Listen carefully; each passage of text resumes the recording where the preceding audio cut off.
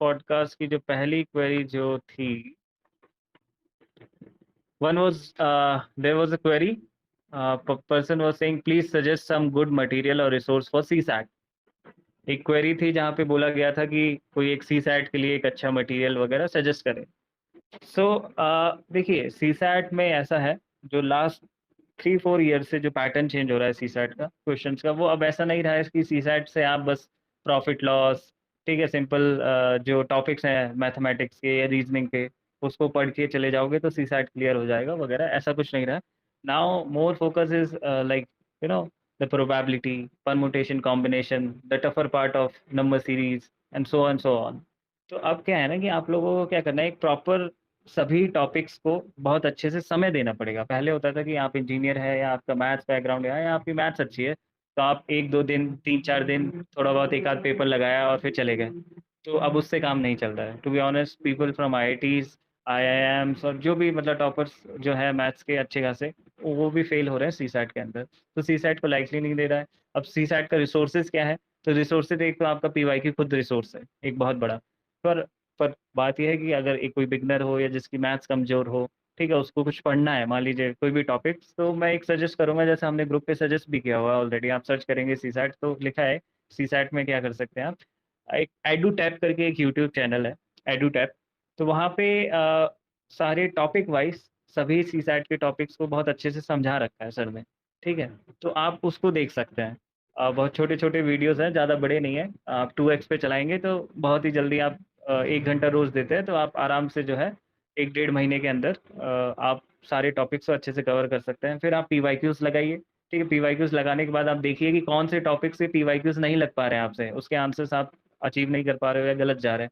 आप वापस उस टॉपिक्स को उठाइए, उन टॉपिक्स पे फिर वापस आप थोड़ी-सी मेहनत कीजिए। आप ज़रूर एक टाइम आएगा कि डेढ़ 2 महीने बाद आपका CSAT उतना अच्छा हो जाएगा कि आप एटलीस्ट 90 नंबर, 80 नंबर से ऊपर आप CSAT कर पाएँ। CSAT में you try to do at least 50 question out of 80। जब आप 50 क्रॉस करते हो या 50 के नियर बाय रहते हो, तो you are on a safer side. ऐसा नहीं है कि CSAT में मुझे PhD करनी है और CSAT टॉप करना है। You just have to qualify, वो भी डिसेंट, कि 80-90 नंबर तो एटलीस्ट उसकी उसकी ट्राई करें आप। तो ये हो जाएगा। और कोशिश करें कि 2 घंटे हैं CSAT के पेपर में, तो एटलीस्ट 30 टू 35 मिनट्स में आप इंग्लिश कॉम्प्रिहेंशन वाले क्वेश्चन को कंप्लीट कर लें और बचा हुआ समय आप मैथ्स और रीजनिंग वाले समय को, ठीक है? I hope the CSAT has been taken care. I'll move forward to the next query. Sir, I am graduate from IGNOU. Am I eligible for UPSC exam? Will I ask question, why did I choose IGNOU over regular college in interview? So I would like to pass on this question to Vinay sir. Vinay sir, if you are there, you can please answer this question. The person is saying he or she is doing graduation from IGNOU. Is she eligible? Or even if she is eligible, will that will be doing impact on the interview or overall selection procedure of UPS? Yeah. So you are absolutely eligible. There is no doubt about that. And IGNOU is a university, in compliance with the law. So whenever you graduate, you will be eligible, right? So no doubt about that. The second thing you asked about, you will be asked a question from why were you doing, from IGNOU? It might be asked, right? But I'm sure there is a logical reason why you are doing that. And the board, in interview, the board is very accommodative. बहुत ही accommodative होता है board. और कोई आप मतलब if you come, let's say I'm just assuming, right? I don't know your condition. Let's say I need to work also, मुझे काम भी करना है और पढ़ाई भी करनी है, ऐसा भी हो सकता है कई बार। तो बोर्ड और अगर आप उसके बाद भी आप इंटरव्यू पहुंचते हैं तो बोर्ड उसको बहुत पॉजिटिव लेता है। आपको ये समझना चाहिए, ठीक है? तो इंटरव्यू जो होता है वो आपकी जर्नी को असेस करता है, लेकिन आप कहाँ से आ रहे हैं वो भी देखा जाता है। तो अगर आप ऐसे बैकग्राउंड से आए हैं जहाँ से वहां तक पहुंचना मुश्किल था, तो उस चीज को रिकॉग्नाइज करता है बोर्ड और उस चीज को रिवॉर्ड भी किया जाता है, मेरा मानना है, ठीक है?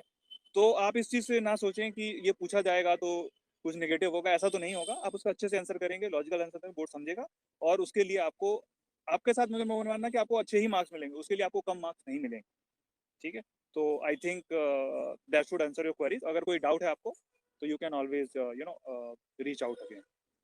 Thank you sir. Next query हम लेंगे। एक क्वेरी आई थी कि sir, can you give me an idea about regional language exams in mains? Regional language exams in mains. Masum sir, are you there?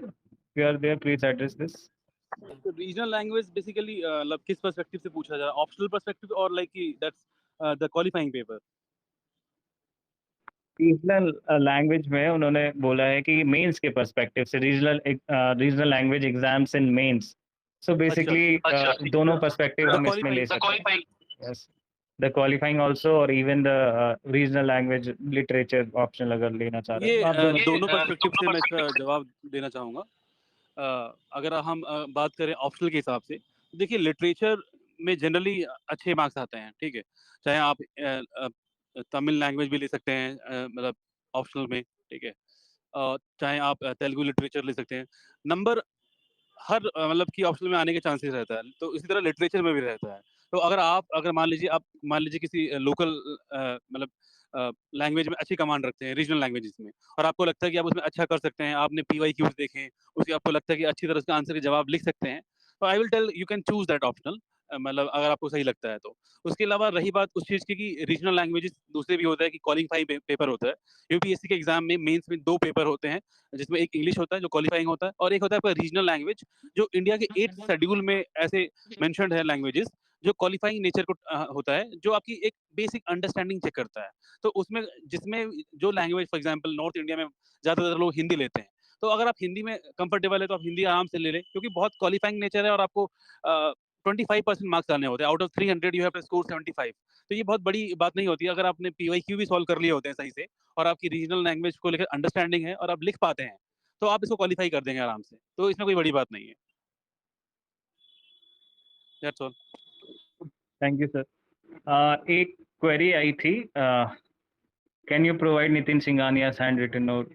तो मतलब इसका तो कोई मतलब ही नहीं है, किसी की भी हैंड रिटन नोट्स आप देखेंगे, अगर ज़्यादातर जो लोग जो नोट्स ढंग से बनाना जानते हैं तो उनके नोट्स बहुत शॉर्ट और कंसाइज मिलते हैं, और बहुत शॉर्ट और कंसाइज में आप किसी और दूसरे के नोट्स को आप उसको इंटरप्रेट कर पाएँ और उससे कुछ बहुत ज़्यादा कुछ उससे अचीव कर पाएँ, ये बहुत ज़्यादा नहीं होता है। बहुत ब्रॉड नोट्स जो बनाते हैं उन लोग का तो फिर भी ठीक है, बट ऑलरेडी ये सारी चीज़ें मार्केट में अवेलेबल है, टॉपर्स के नोट्स अवेलेबल है, आप वहाँ से ले लें। मतलब इस ग्रुप पे कंटेंट शेयरिंग ग्रुप नहीं है ये, और एक तरीके से ये इन सब चीज़ों के लिए बहुत सारे Telegram channel, online website, market etcetera है। तो वन हैज़ टू प्रायोरिटाइज कि इस ग्रुप की इंपॉर्टेंस क्या है और यहाँ से क्या वो सीख सकता है। Next question, what do I need to study from science and tech apart from NCERTs? I am done with NCERTs. If I compile the NCERT knowledge along with current affairs, would it be enough? मासूम sir. मैं ये इस question का जवाब मैं बोलना चाहूँगा। देखिए जो एनसीईआरटी होता है ना, वो यूपीएससी मेंस के लिए मतलब काफ़ी नहीं होता है। एनसीईआरटी बहुत बेसिक होता है, जिसमें से जनरल साइंस की आपको टेस्ट करते हैं। जनरल साइंस यूपीएससी में इतना जनरली पूछा नहीं जाता है, बट स्टेट सर्विस में पूछा जाता है। तो एनसीईआरटी आपको हेल्प नहीं करेंगे बहुत ज़्यादा यूपीएससी की पर्सपेक्टिव से। साइंस का अगर बात करें तो आप ज़रूर पढ़ें उसको, बट उसके अलावा आपको कुछ तो मटेरियल पढ़ना पड़ेगा। तो साइंस एंड टेक्नोलॉजी के लिए मतलब मार्केट में बुक भी है, जो जनरल साइंस मतलब जो जैसे नैनो टेक्नोलॉजी, बायोटेक्नोलॉजी वो पूछते हैं मेंस में। वो जनरली आपके एनसीईआरटी में नहीं होता है। तो you may go for some book, और आप अयाज सर के जो जामिया आरसी के फैकल्टी रहे हैं, उनकी उनके नोट्स आते हैं, you can use that. May be अगर हमें लगा तो हम देख सकते हैं कि बाद में जीसीएस कोशिश करेगा उसके लिए, but you can go with that sir notes. और एट द सेम टाइम साथ में आप न्यूज़पेपर को सही से पढ़े। न्यूज़पेपर बहुत ही हेल्पफुल होता है साइंस के पर्सपेक्टिव से। आप आज का ही पेपर देखें, जीएस3 में पेपर था, तो चंद्रयान के ऊपर क्वेश्चन था, या बेसिकली साइंस जो इसरो के जो मिशन थे चंद्रयान के कंटेक्स्ट में, वो मिशन थे। तो ऐसे क्वेश्चन आप ऐसे एनसीईआरटी में नहीं मिलेंगे आपको। तो ऐसे चीजों के लिए आप करंट अफेयर्स को सही से पढ़ें with the some notes of the faculty. ये मैं बोलना चाहूंगा, और प्रैक्टिस करें। Next question is, sir, I am preparing for UPSC 2024, but I am unable to maintain consistency. Now, habit of procrastination makes me feel sleepy and lack of focus during studies. Now, I am so much depressed and stressed. Now, I think it's not possible to qualify UPSC exam. Stress आ जा रहा है, demotivation आ जा रहा है, और ये सारी चीज़ें हैं, कंसिस्टेंसी नहीं है, डिसिप्लिन से भी काफ़ी सारी चीज़ें प्रोक्रेस्टिनेट हो पा रही है डिसिप्लिन ना होने की वजह से। और एक टाइम आता है जब ऐसा डिमोटिवेशन वाला फेज़ है, तो यहाँ पे एक है एस्पिरेंट, वो ये सोच रहे हैं कि मेरे लिए नहीं हो पाएगा मुझसे, तो वहाँ पे सर आप कुछ बताएँ? जो ये लाज़िम होता है, कई बार ऐसे हमारे मन में ख़्यालात आते हैं कि भाई हमसे नहीं हो पा रहा है, हम हमारे लायक नहीं है। तो जो भी ऐसे हैं, मतलब मैं बोलूँगा कि आप जब आए होंगे तैयारी करने के लिए, तो कुछ सोच के ज़रूर आए होंगे कि हमें तैयारी क्यों करना है। आप अपने रीज़न के पास जाइए कि आप क्यों करना चाहते हैं। आप बैठ के सोचें आप क्यों करना चाहते थे और क्यों आपको ऐसा फ़ील हो रहा है और आप क्यों चीज़ें आपसे डिले हो रही हैं और क्या आपने अटेम्प्ट दिया भी है सीरियसली या नहीं दिया है। अनलेस एंड अंटिल आप बहुत सीरियस 2 बार अटेम्प्ट नहीं देते, आप मतलब अपने आप को मतलब जज ना करें, ठीक है? कि आप नहीं पढ़ पा रहे हैं। और मैं बोलूँगा मोटिवेशन जो होता है ना, कोशिश कीजिए कि इंटरनल मोटिवेशन डेवलप करें, अगर मान लीजिए कोई मोटिवेशन नहीं आ रहा है। क्योंकि मतलब मैं खुद हूँ, जो काफ़ी मतलब कई बार ऐसा होता था कि मतलब नहीं पढ़ने का मन करता था, बट लगता था कि हाँ, क्यों करने आए थे? तो इट टूक टाइम, मतलब ऐसा नहीं होता कि अचानक से आए, कुछ टाइम में ही हम लगने लगे हमारे बस की बात नहीं है। आप हिम्मत रखें, हिम्मत रखना बहुत ज़रूरी है और अपने आप से उम्मीद रखें कि आप सोच के जो आए थे, उसको ज़रूर पूरा करेंगे और उसके लिए बहुत सीरियस एफर्ट मारने की कोशिश करिए। आप सीरियस एफर्ट मारेंगे तो डर जो है आपके एग्ज़ाम का, वो डर खत्म हो जाएगा और डर जब जिस दिन खत्म हो जाएगा, तो आप बहुत ही बेफ़िक्र होके पढ़ेंगे और तब रिज़ल्ट ज़रूर अच्छा आएगा इंशाअल्लाह। Thank you sir. फिर अगला क्वेश्चन था एनसीईआरटीज़ में से कौन-कौन सी बुक्स पढ़नी है और कौन-कौन सी बुक्स पढ़नी है, प्लीज़ टेल मी। ये ऑलरेडी आप सर्च कीजिए टेलीग्राम ग्रुप पे, हमारी एनसीईआरटी की एक लिस्ट दे रखी है, वहाँ पे बता रखा है कौन-कौन सी बुक्स पढ़ी जा सकती है यूपीएससी के कॉन्टेक्स्ट में। जो थोड़ा बहुत कंफर्टेबल है, जिसका आर्ट्स बैकग्राउंड है या थोड़ी बहुत चीज़ें पता है उसको, वो हो सकता है कि कुछ चीज़ों को स्किप कर दे। मतलब कहने का मतलब अपनी स्ट्रेंथ और उसके हिसाब से आप कुछ एनसीईआरटीज़ को स्किप कर सकते हैं, बट कुछ नॉन नेगोशिएबल है। वो सारी चीज़ें हमने डाली हुई है, उस पीडीएफ को आप रेफर कर सकते हैं। The next question is, sir can you suggest on how to study for state public service commission BPSC for beginners? Rizwan sir, if you are there, please enlighten us on this BPSC part for a beginner. Good evening everyone, my name is Rizwan. Hello. तो even ये सोचना, ये bifurcate करना कि I am preparing for this state PCS या फिर I am preparing for UPSC, तो ऐसे बहुत बाइफरकेशन करके नहीं चलना है, क्योंकि स्टेट पीसीएस भी अब अपने आप को अलाइन कर रहे हैं यूपीएससी से। For example UP PCS, Haryana PCS या फिर जेके पीसीएस, ऑलमोस्ट इन लोगों ने अपने आप को अलाइन कर लिया है। अगर आप पिछले साल का पेपर देखें बीपीएससी का भी, तो उसने भी अपने आप को काफ़ी हद तक इस तरफ लेकर वो आ रहे हैं। लेकिन जैसे आपका बिल्कुल स्पेसिफिक क्वेश्चन है बीपीएससी के रिगार्डिंग, तो मैं उसमें बिगिनर्स के लिए ये बताना चाहूँगा। देखिए, कोई भी जब आपका एग्ज़ाम है, तो उसकी स्ट्रैटेजी जो डिसाइड होती है, वो स्ट्रैटेजी डिसाइड होती है उसके पीवाईक्यू से। जब आप पीवाईक्यू एनालाइज़ करेंगे बीपीएससी के, तो आप देखेंगे कि किस पोर्शन से कितना ज़्यादा कंटेंट बार-बार रिवाइज़ हो रहा है, मतलब रिपीट हो रहा है। तो अब आपको तो ये एनालिसिस नहीं करनी है, ये एनालिसिस के लिए हम हैं आपके लिए। तो जो हमने एनालिसिस की है, I will share that with you. तो जिनका ये क्वेश्चन है, क्या वो लाइन पर हैं? We don't know a, this, पर ओके, हम okay, okay, it's it's fine, it's fine. तो जैसे अब अगर इसमें हम सब्जेक्ट्स को आइडेंटिफ़ाई करें कि हमें किस पर ज़्यादा फ़ोकस करना है, तो जैसे एक है जनरल साइंस। अगर पहले मैं आपको बोलूँगा सारे सब्जेक्ट्स के बारे में, for example polity, economy, history, geography, current affair and state specific and general science. तो अब इसमें आपके पास एक लिमिटेड टाइम है, तो आपको कितना टाइम किस सब्जेक्ट को देना है, वो डिपेंड करता है, या वो डिसाइड करेगा आपका पीवाईक्यूज कि भाई किस पोर्शन से कितने क्वेश्चन आ रहे हैं। तो मैं ये कहूँगा जो भी बिगिनर्स हैं उनसे, कि वो अपना फोकस रखे पहले साइंस पर, जनरल साइंस। दूसरा हिस्ट्री पर। देखिए, ऐसा पढ़ना तो आपको सभी है, लेकिन प्रीलिम्स जो है, वो सिर्फ एक आपको कट ऑफ क्रॉस करनी है।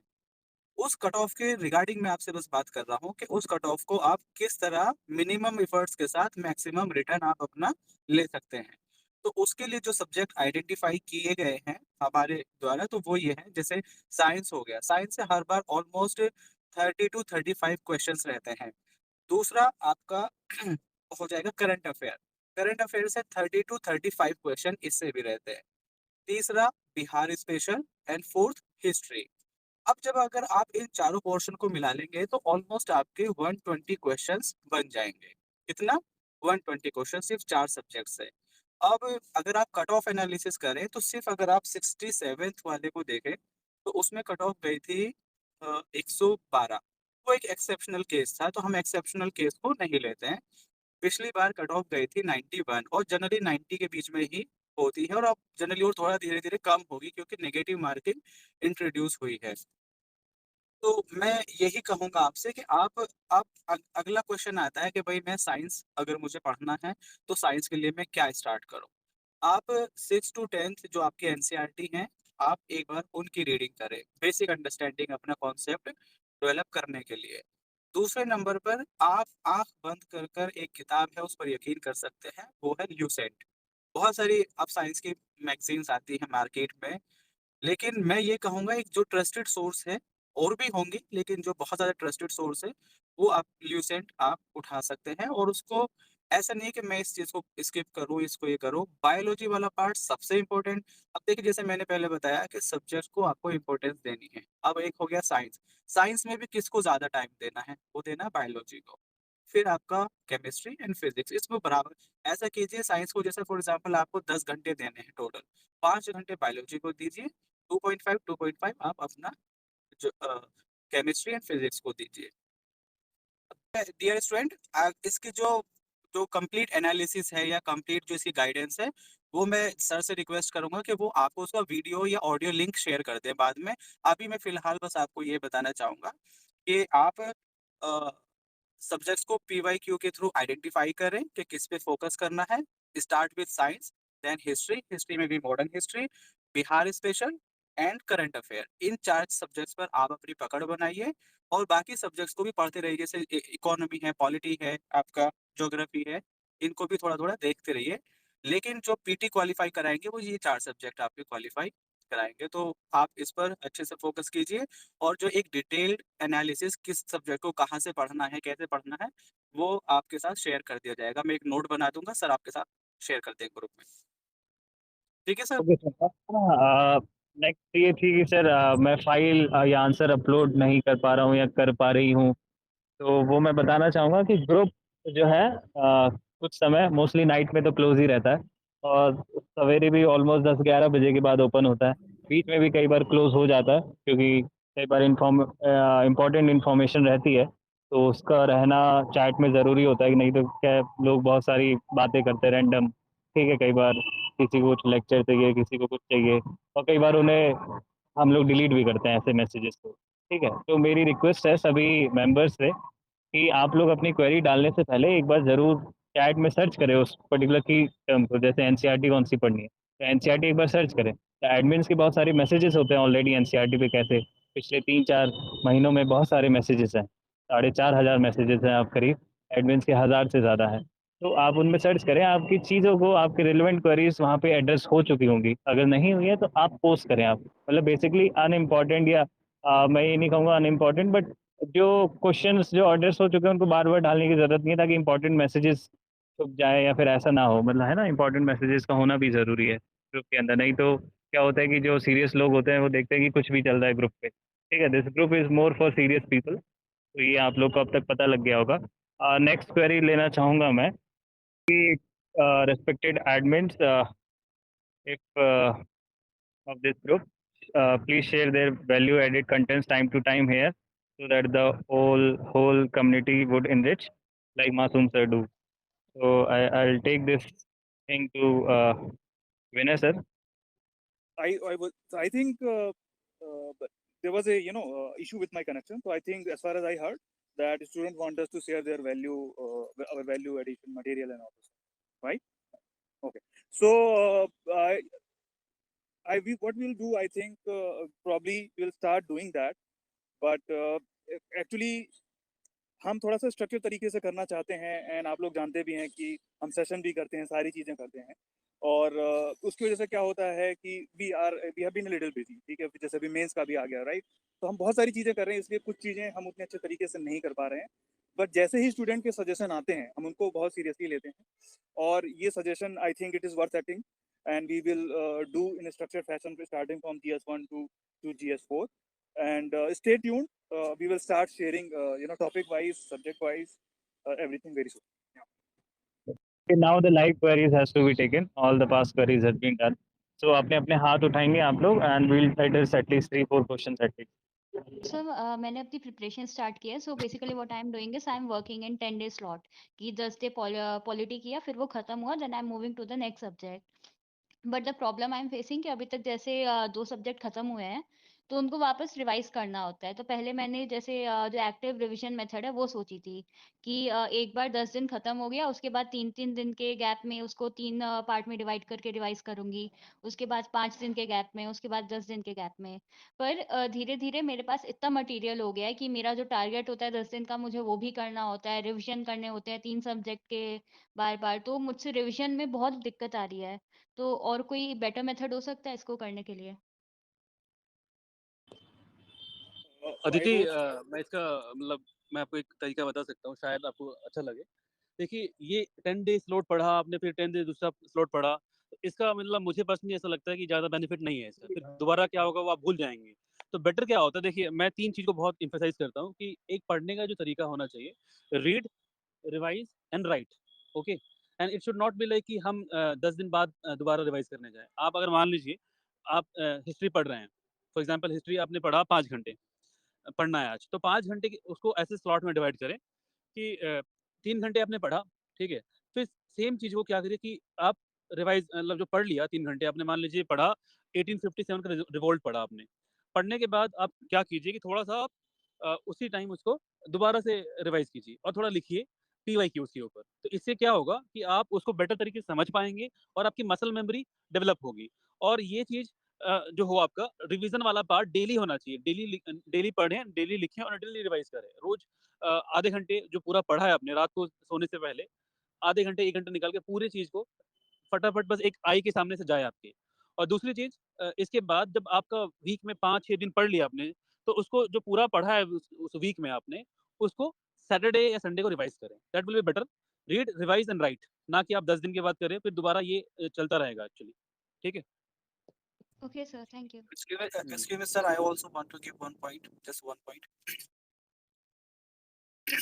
Aditi, yes sir. आप जो है ना एक एक टेक्निक होती है जिसको बोलते हैं फाइव मेंस टेक्निक। आप जो है ना बस जैसे सर ने बोला आपसे कि आप डेली रात में थोड़ा टाइम निकाल कर कीजिए। जस्ट जैसे फॉर एग्जांपल आप मिरर के सामने भी खड़े हो सकते हैं या अपने से खुद से बात कीजिए और ऐसा एक्सप्लेन करने की कोशिश कीजिए जैसे आप खुद को पढ़ा रही हैं।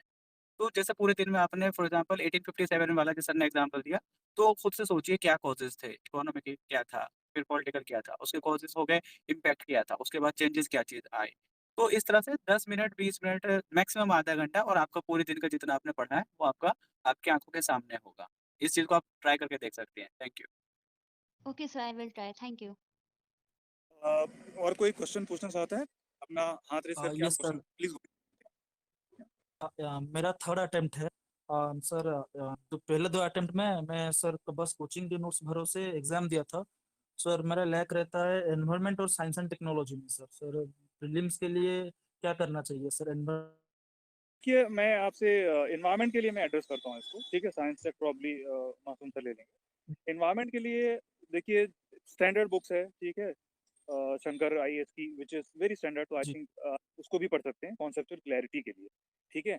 दूसरा, प्रीलिम्स में जब भी हम प्रिपरेशन की बात सर, होती है, ठीक है? हमारी पूरी सोसाइटी में हम एम्फसाइज़ करते हैं कि आप ठीक है, स्टैटिक स्ट्रॉन्ग रखें, ठीक है? और स्टैटिक स्ट्रॉन्ग रखने का तरीका ये है कि अपने नोट्स को बार-बार रिवाइज़ करें, ठीक है? दूसरा, आपको प्रीवियस ईयर क्वेश्चन सॉल्व करने ही करने हैं, सर, ठीक है?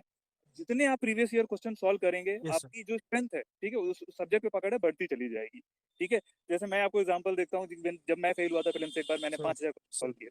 तो अगर आप फेल हो रहे हैं तो आपके पास, आप पढ़ तो चुके हैं, रिवाइज़ तो कर सर, ही चुके हैं, 1-2 बार रिवाइज़ करके करिए क्वेश्चन सॉल्व जितने करना चाहते हैं, ठीक है? जिस सब्जेक्ट में प्रॉब्लम है, मैं वो जैसे 10 साल मिनिमम सजेस्ट करते हैं, 10 सर, साल का, लेकिन जिस सब्जेक्ट में प्रॉब्लम है 30 साल तक सॉल्व कीजिए, ठीक है? और कम से कम 10 साल का हर जो ऑप्शन, जो सही ऑप्शन है, उसके सर, अलावा जो ऑप्शन है, उनको भी प्रिपेयर कीजिए, ठीक है? और इसमें मैं एक चीज़ और बताऊँगा आपको, जो प्रीवियस ईयर सर, क्वेश्चन में जो भी आपको डाउट है ना, उसको आप अपने नोट्स में ऐड कीजिए, सर, ठीक है? इस सर, तरीके से आप प्रीलिम्स के, मुझे लगता है, हर सब्जेक्ट में अपनी पकड़ को बढ़ा सकते हैं, ठीक है? यही तरीका है और यही आपको करना पड़ेगा, ठीक? मासूम sir science and sir technology के एनवायरनमेंट के बताएँगे? लिए हाँ जी, बोलिए, बोलिए। सर, और सर साइंस एंड टेक के लिए तो सर सर बता देंगे सर वो एनवायरनमेंट के लिए पर्टिकुलर सोर्स सर, बस अगर प्रीवियस ईयर को कर आईएएस तो सर सफिशिएंट नहीं होता, क्योंकि वो डायनामिक रहता है सर। कभी भी मतलब ये सर ब्रिटानिका एक वेबसाइट चल रहा है, 2-3 साल से क्वेश्चन सर वहीं से भी आ रहा है नहीं देखिए, क्वेश्चंस का सर। सोर्स, क्या क्या मतलब हाँ जी सर। देखिए मैं आपको बताता हूँ, क्वेश्चन का सोर्स, कई बार क्वेश्चन कहीं से आते हैं, कई बार किसी नई बुक से आएंगे, आप हर बार नई बुक नहीं पढ़ सकते, ठीक है। वही सर। जी रोहन, विनय सर, मैं ये भी इसमें एक चीज बोलूंगा। विनय सर, ये हाँ, रोहन देखिए, आपने जैसे बहुत आसानी से एक एग्जांपल दे दिया कि ब्रिटानिका वेबसाइट है, वहां से क्वेश्चन उठाए। देखिए, आप अपने आप से सवाल पूछिए, क्या आप yes, शंकर के साथ कंफर्टेबल हैं? मतलब क्या आप ये कॉन्फिडेंटली ये कह सकते हैं कि मैंने शंकर पूरी पढ़ी हुई है, मैं सब कुछ चीज जानता हूँ शंकर की, और इससे कुछ भी आएगा तो I will be able to handle that? क्या आप ये कॉन्फिडेंस रखते हैं? आप जब जिस दिन ये कॉन्फिडेंस हो जाए तो आप शंकर से थोड़ा बाहर भी देख सकते हैं। दरअसल क्या होती है ना, जी बच्चों की जनरली टेंडेंसी कि एक जी चीज जो बहुत बेसिक चीज है उसको पूरा नहीं कर कर दूसरी दूसरी चीजों पर, मतलब ये एक ऐसा नहीं कि आपके साथ दिक्कत है, ये जनरली सब एस्पिरेंट के साथ होती है कि कुछ नया भी मिल जाए, कुछ नई चीज हो जाए। तो जैसा विनय सर ने बोला है, आप शंकर पे जी स्टिक कीजिए, शंकर प्लस पीवाईक्यू। जिस दिन आपको ये लगे कि शंकर मैंने बहुत अच्छे से जी कर लिए, पीवाईक्यू मैंने बहुत अच्छे से कर लिया है, अब कुछ और होना चाहिए, उस टाइम में आप किसी तीसरी सोर्स पर जाइएगा। रिजवान भाई, जितनी जी रिजवान भाई, ठीक है, फॉर बिकॉज टाइम कम है थोड़ा सा, अब मासूम सर साइंस टेक्नोलॉजी के बारे में ब्रीफली बताएंगे। हेलो रोहन, मैंने सुना आपका एनवायरनमेंट को लेके। देखो प्लीज, यस सर। आप 2 बार से आपका नहीं हुआ, उसका रीजन शायद, मतलब मैं टू बी वेरी, मैं हार्श नहीं होना चाहता, बट प्लीज पहले बेसिक पूरा करें आप। ब्रिटानिया का मैंने जिंदगी में पहली बार नाम सुना है एक्चुअली, शायद मैंने पढ़ा भी नहीं, मतलब पढ़ाई की कंटेक्स्ट में बात करूँ तो मैं। बट रही बात एनवायरनमेंट की, तो आप देखिए कुछ बेसिक बुक्स जी हैं, sir. You can use the ICSE board की किताब आती है, वो यूज कर सकते हैं, ठीक है, एनवायरनमेंट के ऊपर। शंकर को यस इतनी सर। अच्छी तरह से पढ़े कि शंकर में कोई भी क्वेश्चन आए उसको पूरा करें। दूसरा, न्यूज़पेपर बहुत इंपॉर्टेंट है, बजाय यहाँ वहाँ जाने से फॉलो द न्यूज़पेपर रेगुलरली, और कोशिश करें कि कुछ टर्म्स एनवायरनमेंट के हैं समझ नहीं आ रहे तो उनको गूगल सर्च कर लीजिए। इसके अलावा क्लास 12 की बायोलॉजी की एनसीईआरटी है, लास्ट के 4 chapter you can use. Class 11th की एनसीईआरटी है केमिस्ट्री की, इनऑर्गेनिक केमिस्ट्री, उसमें लास्ट चैप्टर है environmental chemistry, you can use and you can read that. तो ये सफिशिएंट होगा। अगर इतना जी करके अगर आप कर लेंगे ना, तो आई कैन गारंटी हो कि आपका पीटी में बहुत ज्यादा नंबर आएगा एनवायरनमेंट में। इतना ईमानदारी से कर लीजिएगा। और दूसरी चीज, साइंस के लिए मैंने जी जवाब दे सर। दिया था अभी कि बेसिक बुक्स जी जो है, प्लस जो असर के नोट्स हैं, you can use that science and technology के लिए। सर। और न्यूज़पेपर इज मस्ट। जी आपको कोई भी सोर्स की जरूरत नहीं है, आप सर। ईमानदारी से रेगुलर डेली न्यूज़पेपर पढ़ रहे हैं तो आप जाके यूपीएससी के मेंस का भी क्वेश्चन देख सकते हैं कि जिसने बेसिक सही से पढ़ा हुआ है और न्यूज़पेपर सही से पढ़ा है। सर। अगर आप ये सही से कर रहे हैं ना और आपका नहीं हो रहा है, तो आई थिंक कि जी मतलब मेरा भी नहीं होता फिर। ठीक है, जी सर। ठीक है, थैंक यू। जी थैंक और यू कोई सर। क्वेश्चन है स्टूडेंट, जी प्लीज गो अहेड। सर मेरा सर एक क्वेरी था। सर मेरी से पहले भी देर सर से बात हुई थी, तो उन्होंने मुझे बताया था, जैसे कि मैंने स्टार्टिंग किया है एनसीईआरटी, मैंने पॉलिटी से स्टार्ट किया था।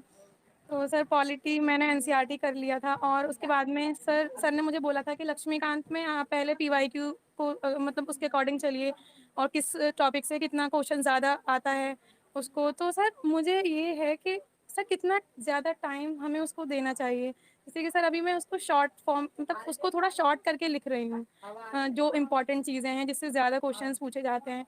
तो सर कितना टाइम उसको दें? सर मेरा थोड़ा इस बारे में मुझे, क्योंकि सर मुझे आई लगता है वुड मैं लाइक, बहुत ज़्यादा टाइम दे रही हूँ। मैं विनय सर को बोलूंगा कि इसका आंसर दे।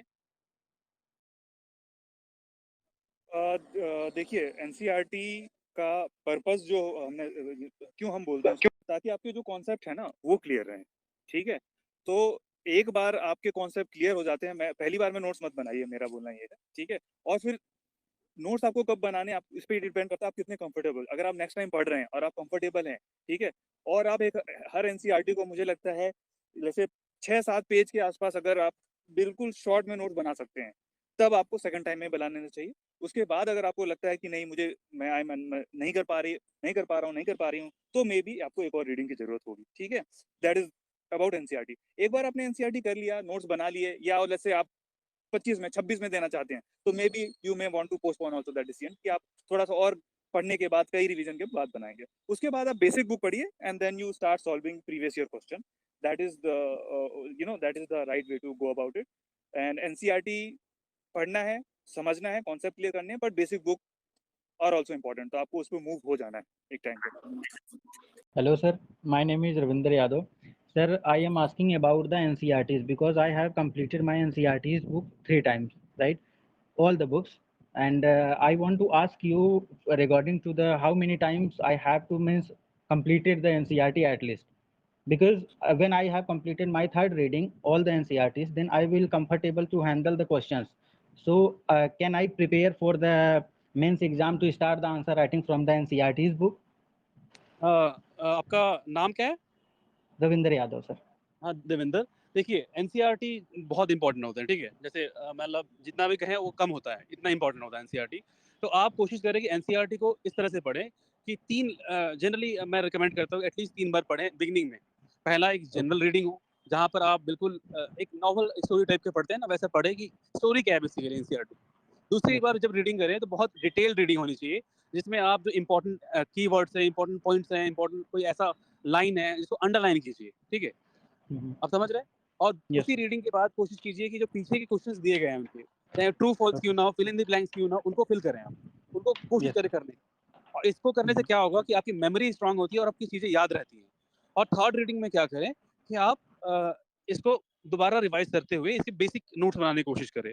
और नोट्स बनाते वक्त याद रखें कि ये जो नोट्स बना रहे हैं उसको किस तरह से यूज किया जा सकता है। और उसके लिए ये इंपॉर्टेंट है कि आप पीवाईक्यूज जो हो उसको आपने सही से किया हो। आप पीवाईक्यू सही से करेंगे तो आप एनसीईआरटी को सही से पढ़ पाएंगे। एटलीस्ट बिगनर्स है तो मान लीजिए नहीं आता आंसर क्या है, तो at least you should understand, see the question, see the pattern कि कैसे पूछा गया। आप देखिए कि पढ़ के उसका आंसर क्या है। तो इससे ये होगा जब आप एनसीईआरटी पढ़ेंगे तो आपको याद आएगा कि ये एनसीईआरटी से पूछा गया था और ऐसे पूछा गया था। तो आप एनसीईआरटी पढ़ते वक्त उस तरह से क्वेश्चन को फ्रेम करने लग जाएंगे। तो इस बात को ध्यान रखें कि तीसरी टाइम में एटलीस्ट नोट्स बनाना चाहिए। और रही बात आंसर राइटिंग की, तो आंसर राइटिंग देखिए जो तैयारी कर रहा है और तैयारी में आ गया है, तो कुछ भी बेसिक भी जब पढ़ते हैं, चाहे एनसीईआरटी ही क्यों नहीं पढ़ रहे हैं आप, तो साथ साथ में कोशिश करें लिखने की।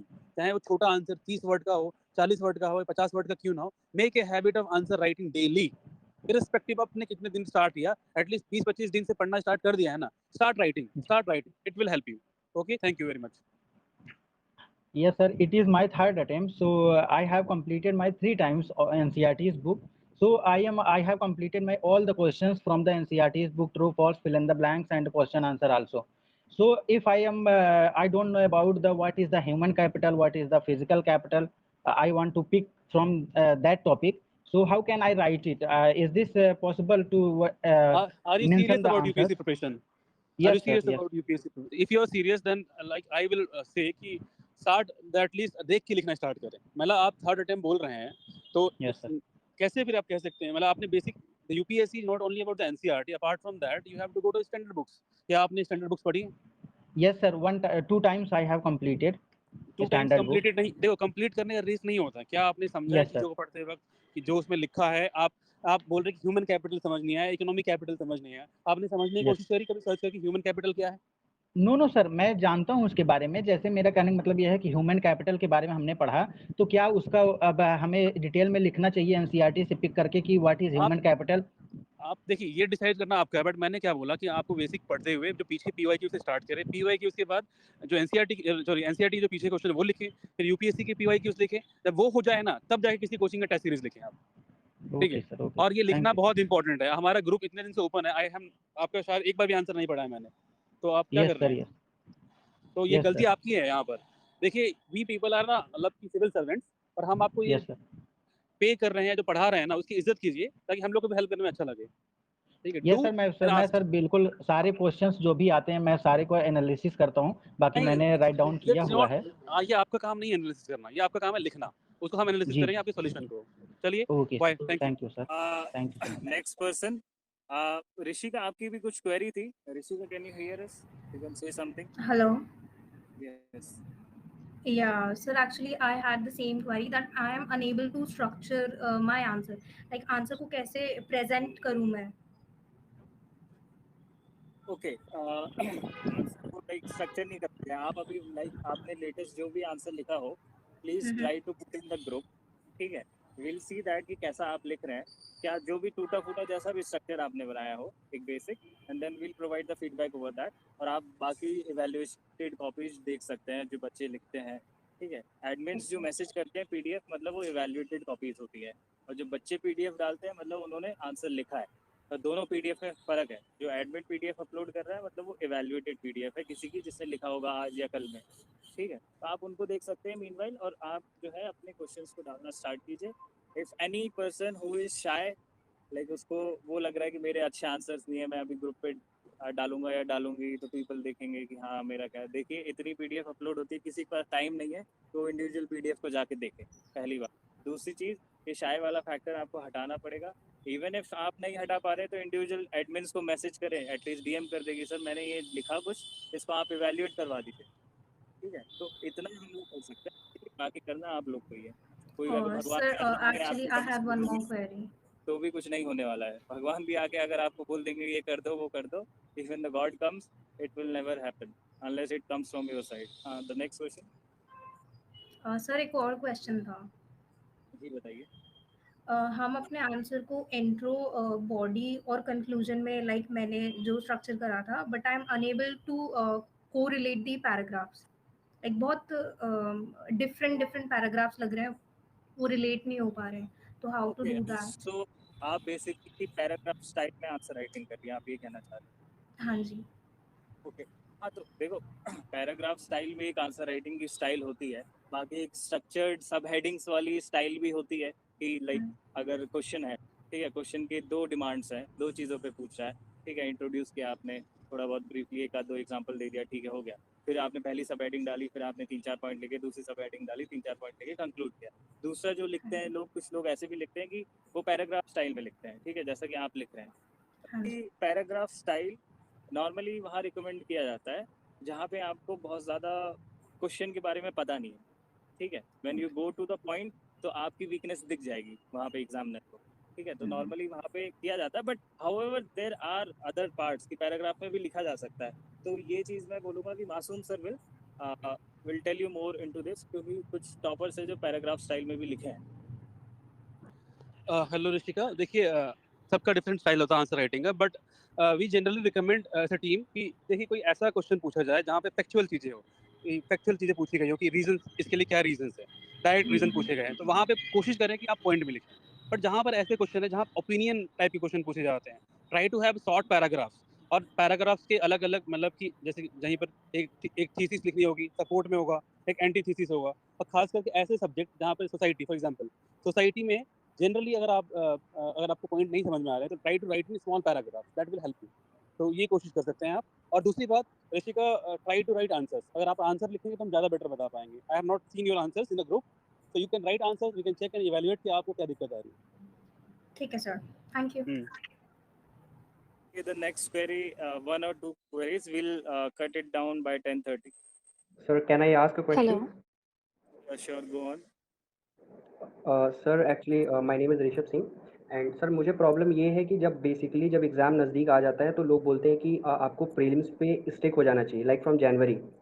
सो मुझे ये नहीं समझ में आ रहा कि प्रीलिम्स को मेन से मैं सेपरेट कैसे करूँ। लाइक अगर मैं कोई टॉपिक पढ़ रहा हूँ, विषय अगर अर्थक्वेक में पढ़ रहा हूँ, तो मैं उसको मेंस के पर्सपेक्टिव से कैसे पढ़ूँ और प्रीलिम्स के पर्सपेक्टिव से कैसे पढ़ूँ? ओके, सी देखिए, जो भी तैयारी होती है, जो भी आप रीडिंग मटेरियल पढ़ते हैं, ठीक है, we can not isolate the preparation to prelims और the mains, but we can shift the focus with time to time कि अभी फोकस थोड़ा उधर ज़्यादा कर सकते हैं। फॉर एन एग्जांपल, सपोज कि मई 26 को आपकी एग्जाम है 24 में 2024 में, सो मैं ऐसा नहीं करूँगा कभी कि हाँ मैं अप्रैल में आके जो है मेंस पढ़ रहा हूँ। मैं कोशिश करूँगा कि 2 महीना, अगर मान लीजिए आप बिल्कुल बिगनर है तो मैं कहूँगा कि 4 महीना जनवरी के बाद से दिया जा सकता है प्रीलिम्स को काफ़ी फोकस करके, ठीक है। बट अगर आप एक दो अटेम्प्ट दे चुके हैं तो you already know the things, तो मैं ये नहीं कहूँगा कि आप जनवरी के बाद से सीधा बिल्कुल प्रीलिम्स मोड में ही रहें 100%, ठीक है। अगर एक ठीक ठाक एस्पिरेंट है जिसको पता है तो हो सकता है वो 2-3 महीने प्रीलिम्स मोड में रहेगा बिल्कुल 100%, तो भी वो आराम से प्रीलिम्स निकाल लेगा।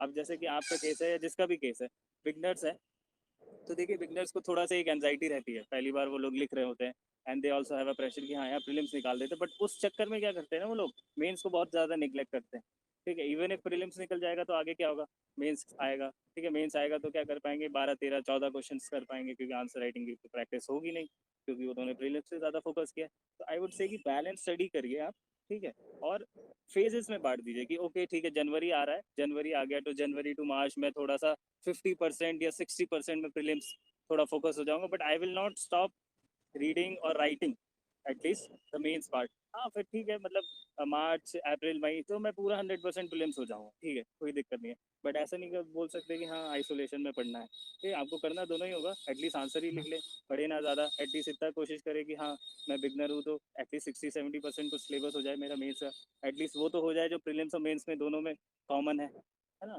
तो ऐसा नहीं कर सकते, मतलब आप समझ रहे होंगे what I am trying to say. Yes if sir. Anyone wants to add, Masoom sir, you want to add something? I agree with Dev sir, ये it's all about the focus, shifting the focus कि आपको कब कितना पढ़ना है। अगर आप अगर बिगनर हैं तो इट टेक्स टाइम, ठीक है, तो आप उस टाइम पीटी को ज़्यादा पढ़े।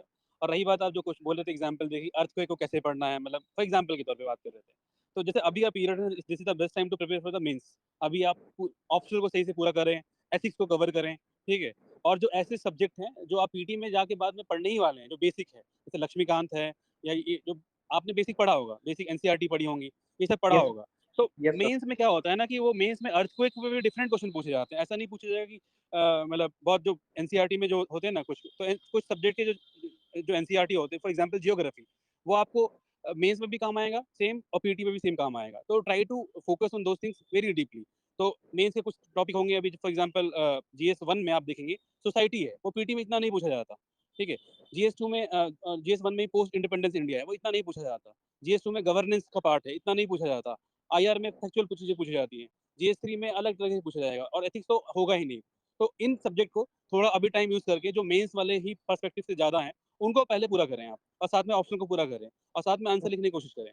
और जैसे ही मतलब कि कुछ टाइम लगा देते हैं, तो मान लीजिए कि आप अपना जो बेसिक है वो रिवाइज करना स्टार्ट कर दें by the end of this year, क्योंकि आप जो पढ़ेंगे जैसे इकोनॉमिक्स है या फिर हिस्ट्री है या पॉलिटी है, वो आपके मेंस में भी काम आएगा, जो दोनों में कॉमन है। तो जो कॉमन अभी एक्सक्लूसिव फोकस आप उस पर रख सकते हैं, अगर आप पुराने बच्चे हैं तो मेंस वाले पे। जैसे कुछ टाइम बाद, 1-2 महीने बाद जब ये हो जाता है, तो गो टू द दोनों पार्ट जहाँ दोनों में कॉमन है, जो मेंस में भी कॉमन है, पीटी में भी कॉमन है। और जैसे ये पार्ट पूरा हो जाए, तो गो टू दैट पार्ट जो सिर्फ प्री में कॉमन है, जो सिर्फ प्री का है एक्चुअली, और वो जनवरी के बाद आप स्टार्ट कर सकते हैं अगर आप बिगनर है तो। वो जहाँ पर आप फ्री फोकस रहें, पूरे सारा बेसिक पढ़ें, रिवाइज करें, पेपर सॉल्व करें, पीवाईक्यू सॉल्व करें, that will help. Okay sir, thank you. I wanted to ask, where do we have to put answers to the questions? For example, अभी जैसे GS1 GS2 का paper हुआ है कल और आज में, तो उनके अगर आंसर्स लिखने हैं तो एक में डालने हैं। उनके आंसर आप हमारे ग्रुप में डाल सकते हैं, जो जामिया यूपीएससी सोसाइटी है, ठीक है, वी कैन हेल्प। ओके, और अगर मैं पूरा पेपर नहीं लिख रही हूँ, and if I right few questions at a time, can I post it like that? Yeah, you can post it in the group. 1 question, 2 question, you can post in the group. Okay, all right, thank you. Thank you. Okay, I guess the queries has been addressed quite a lot, और कई लोगों की same queries होगी, तो I hope कि वो भी address हो गई हो।